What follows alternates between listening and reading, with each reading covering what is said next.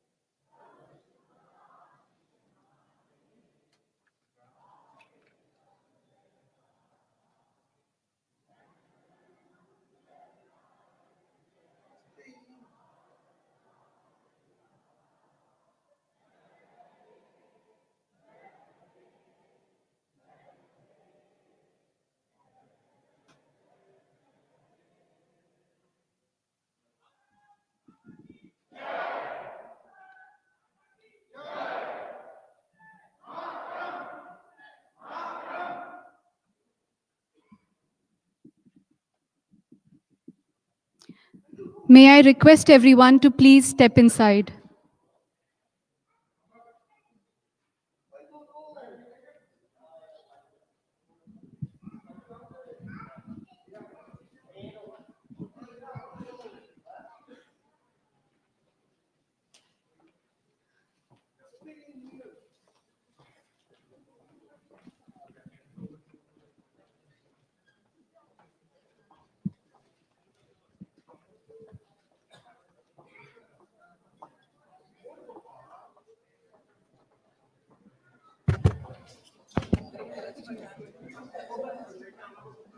I request everyone to kindly step inside.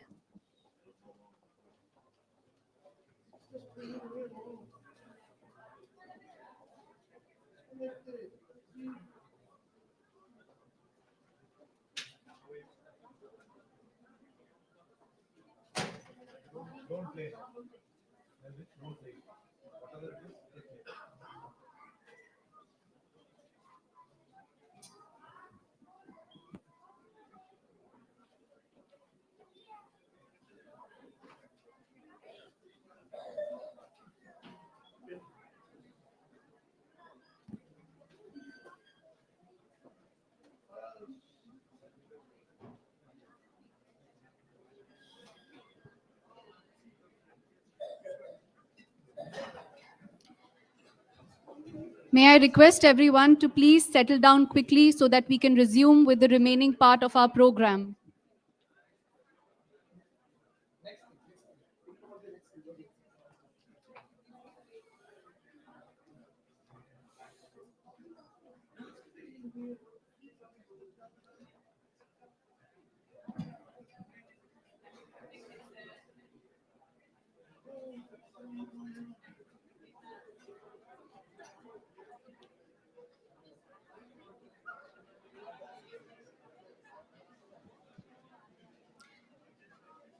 May I request everyone to please settle down?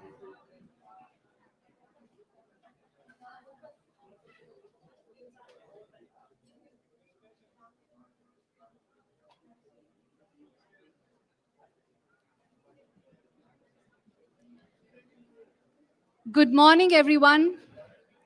We have come together to celebrate the 76th Republic Day of our great nation.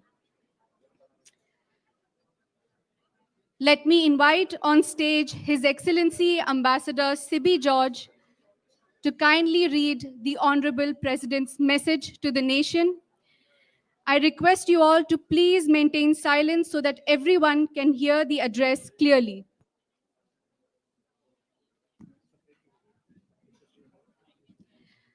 I request everyone to please settle down and maintain silence.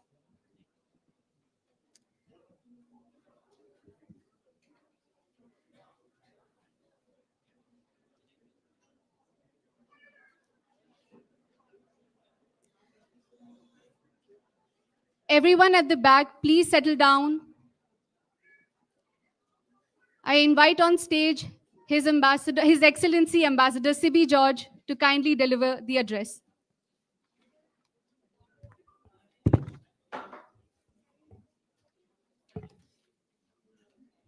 Good morning, everybody. Happy Republic Day. What I will do is I will read out the speech address to the nation delivered by Honorable Rashtrapati Ji last night, and thereafter we will continue with the program. Let me begin. मेरे प्यारे देशवासियों नमस्कार. इस ऐतिहासिक अवसर पर आप सबको संबोधित करते हुए मुझे बेहद प्रसन्नता हो रही है. गणतंत्र दिवस की पूर्व संध्या पर मैं आप सबको हार्दिक बधाई देती हूं. On January 26, 75 years ago, our founding document, the Constitution of India, came into effect. The Constituent Assembly, after nearly 3 years of debates, adopted the Constitution on 26th of November in 1949. That day, 26th November, has been celebrated as Samvidhan Divas, that is the Constitution Day, since 2015. Republic Day is indeed a matter of collective joy and pride for all citizens. 75 years, some might say, is only the blink of an eye in the life of a nation. No, I will say not these past 75 years. This has been the time when the long dormant soul of India has awakened again, taking strides to regain its rightful place in the Comity of Nations. Among the oldest civilizations, India was once known as a source of knowledge and wisdom. There, however, came a dark phase, and inhuman exploitation under colonial rule led to utter poverty. Today, we should first recall the brave souls who made great sacrifices to free the motherland from the shackles of foreign rule. Some were well known, while some remained little known till recently. We are celebrating this year the 150th birth anniversary of Bhagwan Birsa Munda, who stands as a representative of the freedom fighters whose role in the national history is now being recognized in true proportions. In the early decades of the 20th century, their struggles consolidated in an organized nationwide independence movement. It was the nation's good fortune to have the likes of Mahatma Gandhi, Rabindranath Tagore, and Baba Saheb Ambedkar, who helped it rediscover its democratic ethos. Justice, liberty, equality, and fraternity are not theoretical concepts that we came to learn in modern times. They have always been part of our civilizational heritage. It also explains why the critics who were cynical about the future of the Constitution and the Republic when India had newly become independent were proven so thoroughly wrong. The composition of our Constituent Assembly was also a testimony to our Republican values. It had representatives from all parts and all communities of the country. Most notably, it had 15 women among its members, including stalwarts such as Sarojini Naidu, Rajkumari Amrit Kaur, Sucheta Kripalani, Hansaben Mehta, and Malathi Chowdhury. When women's equality was only a distant ideal in many parts of the world, in India, women were actively contributing in shaping the destiny of the nation. The Constitution has become a living document because civic virtues have been part of our moral compass for millennia. The Constitution provides the ultimate foundation of our collective identity as Indians. It binds us together as a family. For 75 years now, it has guided the path of our progress. Today, let us humbly express our gratitude to Dr. Ambedkar, who chaired the drafting committee, other distinguished members of the Constituent Assembly, various officers associated with, and others who worked hard and begot us this most wonderful document. Dear fellow citizens, 75 years of the Constitution are marked by an all-round progress of a young republic. At the time of independence and even later, large parts of our country had faced extreme poverty and also hunger. But one thing we were not deprived of was our belief in ourselves. We set down to create the right conditions in which everyone would have the opportunity to flourish. Our farmers toiled hard and made our country self sufficient in food production. Our laborers worked relentlessly to transform our infrastructure and manufacturing sector. Thanks to their sterling efforts, India's economy today influences the global economic trends. Today, India is taking leadership positions in international forums. This transformation would not have been possible without the blueprint laid down by our Constitution. In recent years, the economic growth rate has remained persistently high, creating job opportunities for our youth, putting more money in the hands of farmers and laborers, and also lifting more people out of poverty. The bold and far-sighted economic reforms will sustain this trend in the years to come. Inclusion is the cornerstone of our growth saga, distributing the fruits of developments as widely as possible. As the government continues to assign top priority to financial inclusion, initiatives such as the Pradhan Mantri Jan Dhan Yojana, Pradhan Mantri Jeevan Jyoti Bima Yojana, Pradhan Mantri Suraksha Bima Yojana, Mudra, Stand Up India, and Atal Pension Yojana have been expanded to provide more people access to a variety of financial support schemes. Equally importantly, the government has redefined the notion of welfare, making basic necessities such as housing and access to drinking water a matter of entitlement. Every effort is being made to extend a helping hand to the marginalized communities, particularly of the scheduled castes, scheduled tribes, and other backward classes. For example, there have been a pre-metric and post-metric scholarships, national fellowships, overseas scholarships, hostels and coaching facilities for the youth from the SC communities. The Pradhan Mantri Anushchit Jati Abhyudaya Yojana is making progress in reducing poverty among the SC communities by adding employment and income generation opportunities.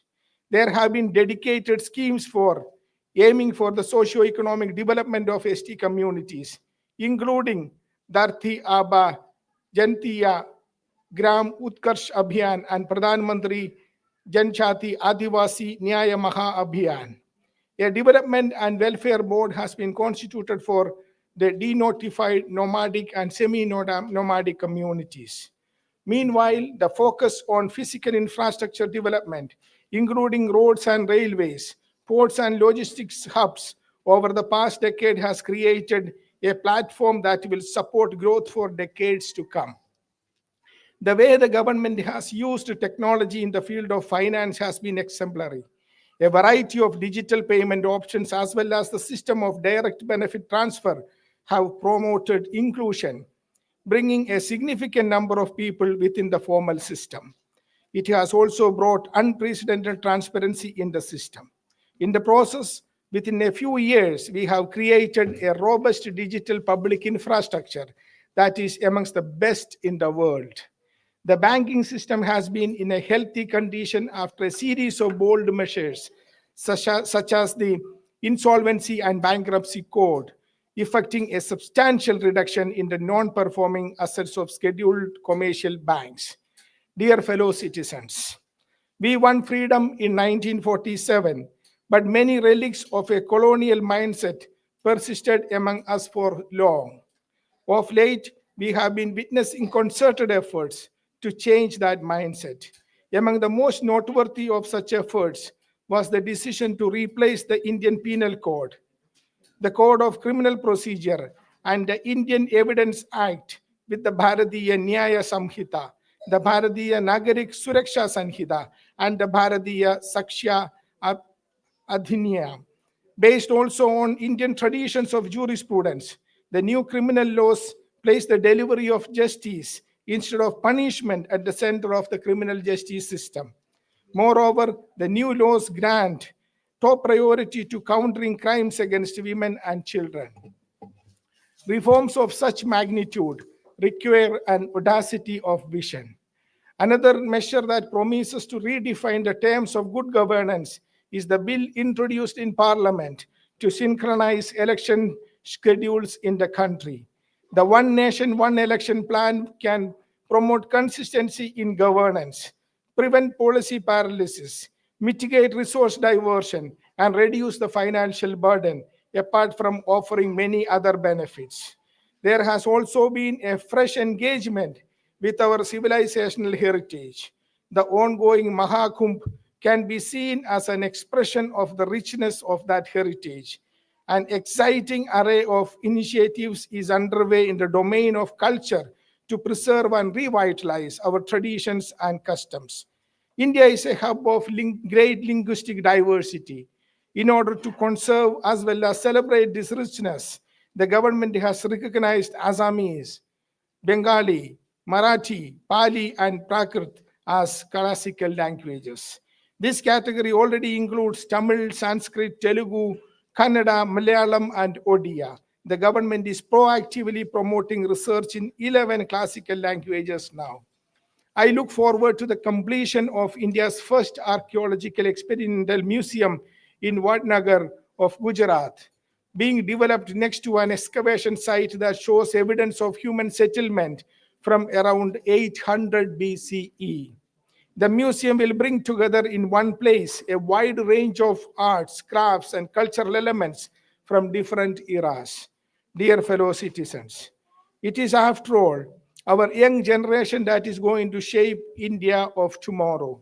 Education, in turn, shapes these young minds. Therefore, the government has increased its investment in education and made every effort to improve every parameter related to this sector. The results so far are more than encouraging. The last decade has transformed education in terms of quality of learning and physical infrastructure and digital inclusion. For the medium of instruction, the regional languages are promoted at more levels. It is not surprising that there has been a notable improvement in students' performance. I am glad to learn that women teachers have played a crucial role in this transformation, since more than 60% of those who became teachers in the last decade are women. The expansion and mainstreaming of vocational and skill education is a welcome development. This is also supplemented now by the scheme to provide our youth internship opportunities in the corporate sector. With a stronger foundation of the school level education, India has been scaling new heights in various branches of knowledge, particularly in science along with technology. For example, India stands sixth in terms of intellectual property filings in the world. We have consistently improved our ranking in the Global Innovation Index, moving from the 40th position in 2020 to 39 in 2024. With rising self-assurance, we are increasing our participation in cutting-edge research with a series of initiatives. The National Quantum Mission aims to create a vibrant and innovative ecosystem in this new frontier technology. Another noteworthy beginning is with the National Mission of Interdisciplinary Cyber Physical System, which plans to focus on several advanced technologies, including artificial intelligence, machine learning, robotics, and cybersecurity. These technologies were called futuristic till recently, but they are fast becoming in part of our daily lives. The Genome India project has been not only an exciting venture in exploring nature, it is also a veritable defining moment in the history of science in India. Under its flagship program, the genome sequencing of 10,000 Indians have been made available for further research only this month. This path-taking project will open new vistas in biotechnology research and also give a fillip to the public healthcare system. The Indian Space Research Organization has been taking giant leaps in space in recent years. This month, the ISRO once again made the nation proud with its successful space docking experiment. India has now become the fourth country in the world to have this capability. Our increasing confidence levels as a nation are also reflected in the arena of sports and games, where our players have scripted thrilling success stories. Last year, our athletes made a mark in the Olympic Games. In the Paralympic Games, we sent our largest ever contingent who came back with our best ever performance. Our chess champions impressed the world as our men and women won the gold at the FIDE Chess Olympiad. The achievements in the sports during the year 2024 were capped by Dr. Gukesh, who became the youngest D. Gukesh, who became the youngest world chess champion.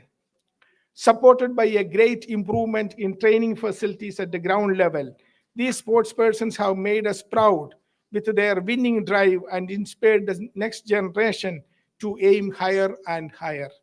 Our brothers and sisters living abroad have taken the best of our culture and civilization to different parts of the globe and have made us proud with their achievements in diverse fields.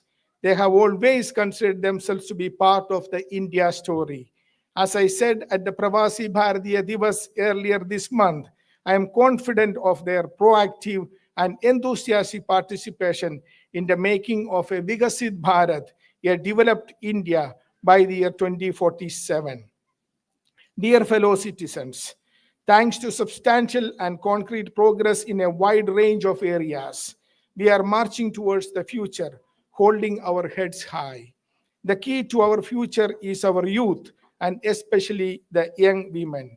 Their dreams are molding the India of tomorrow, when we will be celebrating the centenary of our independence, and when today's children will salute the tricolor on 26th January of 2050, they will tell their next generation that this great quest would not have been possible without our incomparable constitution guiding them along the way. Our future generations will also keep in mind the mission of independent India in the world. In the words of the father of the nation, Mahatma Gandhi, and I quote, "If Swaraj was not meant to civilize us and to purify and stabilize our civilization, it would be nothing worth. The very essence of our civilization is that we give paramount place to morality in all our affairs, public or private." Unquote. Today, let us reaffirm our commitment to strive to realize Gandhiji's dreams. His watchwords, truth and non-violence, will continue to remain relevant for the whole world. He also taught us that rights and duties are but the two sides of the coin. Indeed, the true source of rights is duty. Today, we recall his lessons in compassion too. Compassion not only for our human neighbors, but also for our other neighbors, namely flora and fauna, rivers and mountains. Each of us must contribute to the efforts to counter the global threat of climate change. There have been two exemplary initiatives in this regard. At the global level, India is leading a mass movement called Mission Lifestyle for Environment to inspire individuals and communities to be more proactive in protecting and preserving environment. Last year, on the World Environment Day, we launched a unique campaign, Ek Ped Maa Ke Naam, paying tribute to the nurturing power of our mothers as well as Mother Nature. Its target of planting 80 crore seedlings was achieved ahead of the deadline. The world can learn from such innovative moves that people can adopt as their own movements. Dear fellow citizens, let me once again congratulate you on the occasion of Republic Day. My congratulations to the soldiers guarding our borders, as well as police and paramilitary personnel, keeping it safe within the borders. My congratulations also to the members of the judiciary, the bureaucracy, and our missions abroad. My best wishes to you in all your endeavors. Thank you. Let us all together say, Jai Hind! Jai Hind! Jai Hind! Jai Bharat. Jai Bharat. Jai Bharat. Thank you.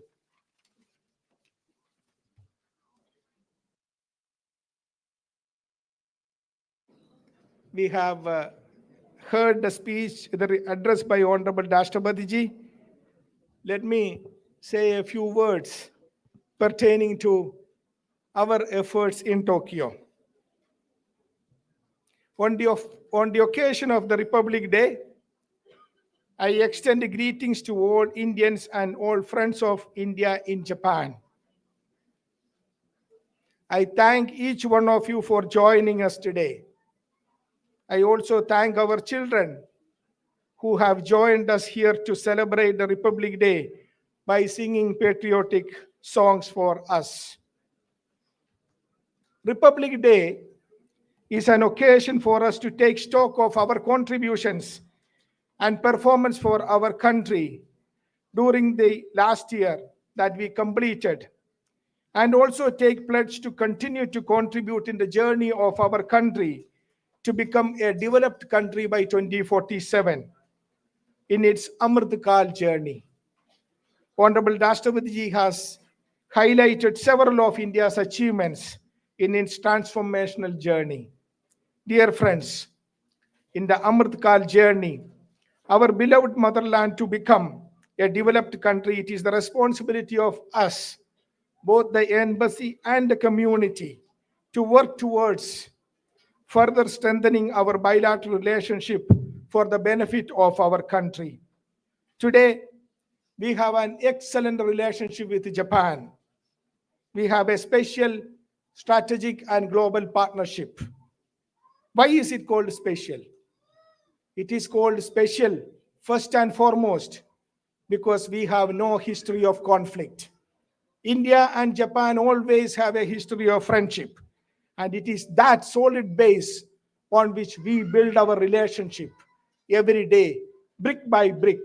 And I thank the Indian diaspora for actively participating in building this relationship. Our relationship, which a few decades ago was a G2G relationship, government to government relationship, has completely transformed. Today, it spans the entire spectrum of possible relationship based on G2G relationship, but also B2B, business to business relationship, people to people connect, defense and security relationship, scientific endeavors. You name it, it is all covered in our relationship. We used to say that sky is the limit, but not anymore, because we have even started cooperating in the space. So even sky is not the limit. So this is the kind of relationship which we have both bilateral and also in plurilateral forums like the Quad, the 4 Quad countries. You know, immediately after the assumption of the new administration in the US, the first multilateral meeting held was that of the Quad. The 4 countries, India, US, Japan, and Australia participated. So how significant is our engagement with Japan and the like-minded countries in the region of Indo-Pacific, where we stand for a free and open Indo-Pacific? We have an excellent relationship with Japan. Excellent. Historical and civilizational. Political, business, defense, security, science and technology, and of course, people to people connect. But we still have a problem of the numbers. Numbers are very small, looking at the huge potential that exists in our relationship. India, one of the, perhaps the fastest growing economy in the world. Japan, 3rd largest economy in the world. We need to have more in terms of numbers. The number of Japanese companies in India is 1,500. I want to make it 15,000. The number of Indian students studying in Japan is 1,500. I want to make it 150,000. And of course, the number of Indians in Japan is 45,000 to 50,000. I want to make it 500,000. To reach the potential, the huge potential that we have in our relationship. That is where I would like the community to work with us together. We already have a momentum. We have seen it. And I'm very happy to say that Japan is today working to get more Indian professionals to come to Japan. The Speaker of the Assembly, Mr. Nukaga, His Excellency Mr. Nukaga, when he met our Prime Minister, he said our objective is immediately to get 50,000, at least 50,000 Indian professionals to come to Japan in the next 5 years. So we have set the momentum, we have set the right tone, and we are working towards this. This year is going to be particularly important for us as we are looking at the visit of Honorable Prime Minister later this year. And we continue our engagement at every level. So in one name I would like to mention during this discourse today is that of Mr. Osamu Suzuki. You know, he has been a pioneer in building India-Japan relationship by bringing Suzuki to India. Today, Suzuki India is much bigger than Suzuki Japan, but the transformation in India's automobile sector, which happened under his leadership, is something which we need to remember every day. So last year we lost Mr. Osamu Suzuki. I pay my homage to him, and I'm very happy to mention that last night India has honored him with a Padma Vibhushan award. So it's a matter of extreme pride for us. So as I mentioned, in coming months, we will have regular high-level visits and meetings. We will continue to take steps to make Japan a key partner of our Atmanirbhar Bharat program, and also in our journey towards Amrit Kal when we move towards becoming a developed country. We will continue to promote in Japan yoga and Ayurveda. I'm very happy that 8% of Japanese today regularly practice yoga. My target is to make it 80%. This is what we need in our relationship, is not incremental progress. What we need is a quantum leap. We have the potential to do that, and I'm sure that we would be able to do it. Another, I would also to acknowledge the presence of Sri Lekraj Juneja, a proud recipient of the Pravasi Bharatiya Samman 2025. He received, he is here with us. He received the prestigious award from Honorable Dashtavadiji in Bhubaneswar earlier this month. I congratulate him, his family, and all members of our diaspora on this important achievement for Japan.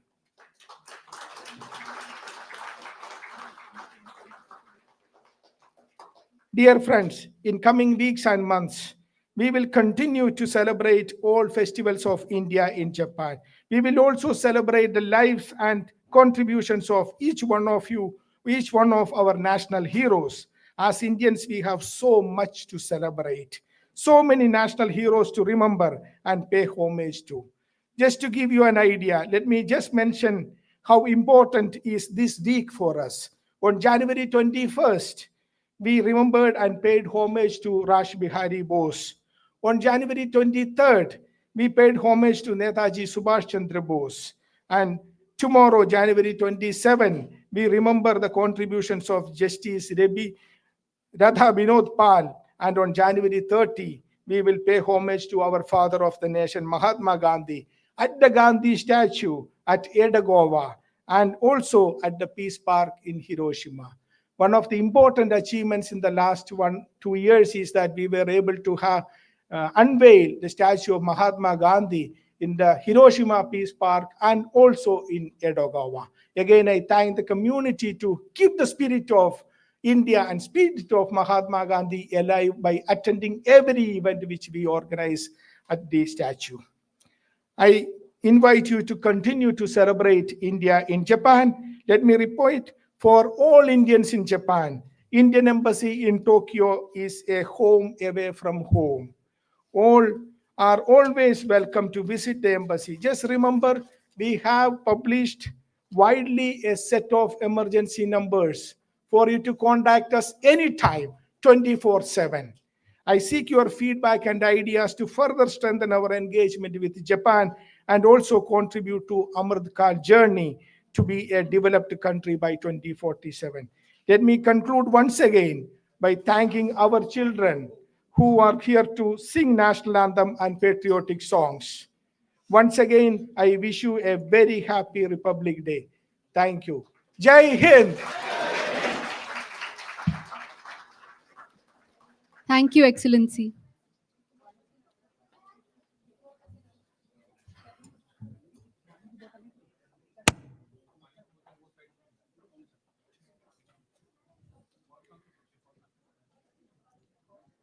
We now have some spectacular performances lined up for you. I would first like to invite the students of Global Indian International School who will sing the song Desh Pehle.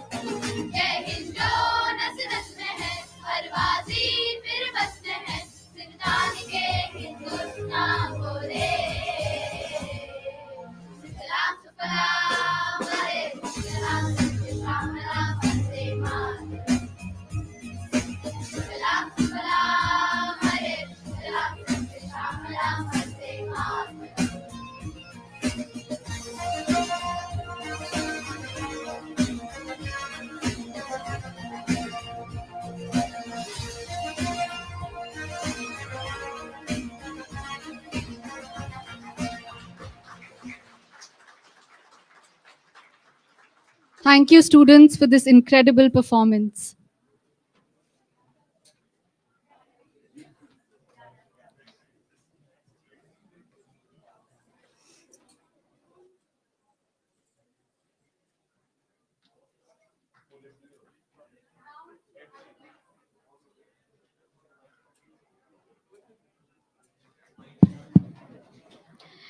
Now, I would like to invite the students of India International School in Japan who will be presenting the song Mera Rang De Basanti Chola.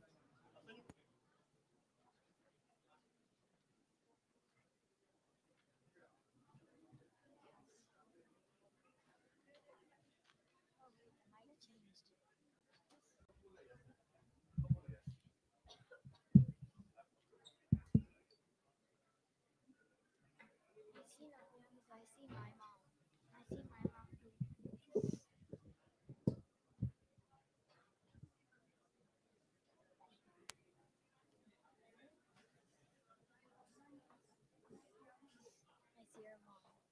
I don't see your mom. She's right there with the golden phone, right next to the camera. Oh, sorry. It's not really gold. Yeah, kind of.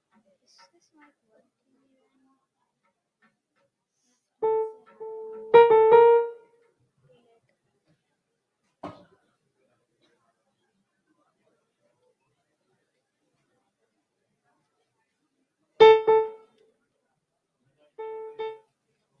Remember to do the same. Can't we are holding the flag? No, with your left hand, Mr. Yeah.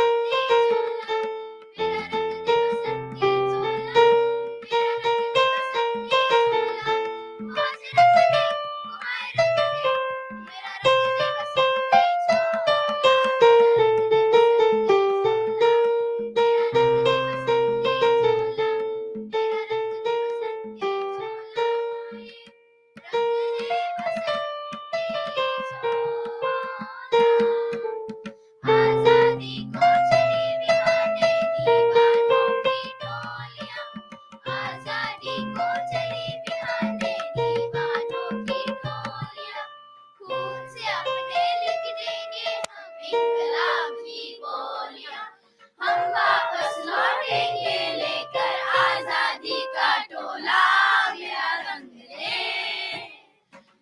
रंग दे बसंती चोला मेरा रंग दे बसंती चोला मेरा रंग दे बसंती चोला माए रंग दे बसंती चोला ये वो चोला है कि जिस पे रंग चढ़े ना दूजा ये वो चोला है कि जिस पे रंग चढ़े ना दूजा हमने तो बचपन से की थी इस चोले की पूजा कल तक जो चिंगारी थी वो आज बनी है शोला मेरा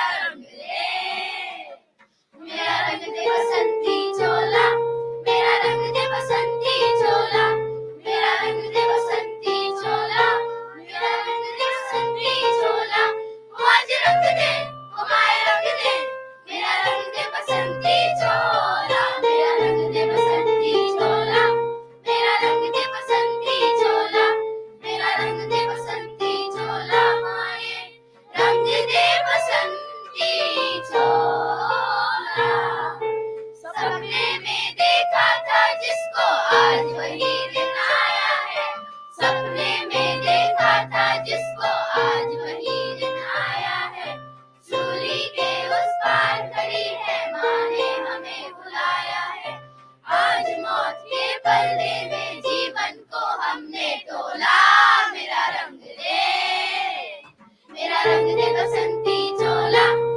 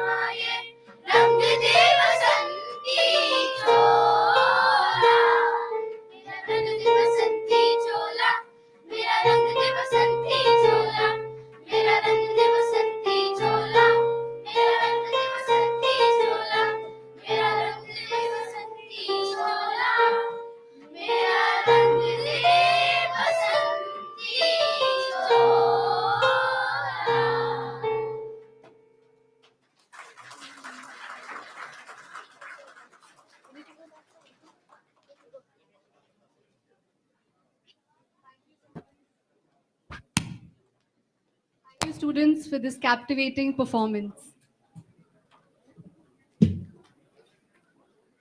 With this, we come to the end of our Republic Day celebrations. I request you all to collect refreshments from the counter at the end of the hall on your way out. Thank you so much for being with here today. Jai Hind.